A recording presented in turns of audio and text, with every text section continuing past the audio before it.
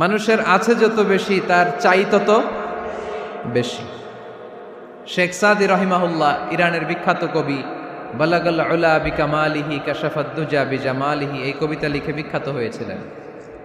তো ওনার একটা সময়ে আর্থিক দৈন্যতা যাচ্ছিল, টাকা পয়সা ছিল না, ফলে পায়ে দেওয়ার মতো জুতা ছিল না। কি ছিল না? জুতা ছিল না। তো খুব আফসোস করে একদিন মনে মনে আল্লাহরে বলে, আল্লাহ, আমি এত বড় কবি, আমার পায়ে দেওয়ার মতো জুতা নাই। আহা! আফসোস করে ঘর থেকে বের হয়েছে, বের হয়ে দেখে এক ভিক্ষুক ভিক্ষা করে। ওই ভিক্ষুকের দুইটা পাই নাই, ভিক্ষুকের দুইটা, আর কবি সাহেবের কি নাই? জুতা নাই। কবি সাহেব যখন এই দৃশ্য দেখছে, হায় রে, আমার তো পা আছে, এর তো পাই নাই, সেজদায় পড়ে গেল। আর আল্লাহরে বলে, আল্লাহ শুকর, আলহামদুলিল্লাহ, বেশ ভালো আছি, আর কিছু লাগবে না। এজন্য শান্তি হচ্ছে শুকর আলহামদুলিল্লাহর ভিতরে। শান্তি কিসের ভিতরে?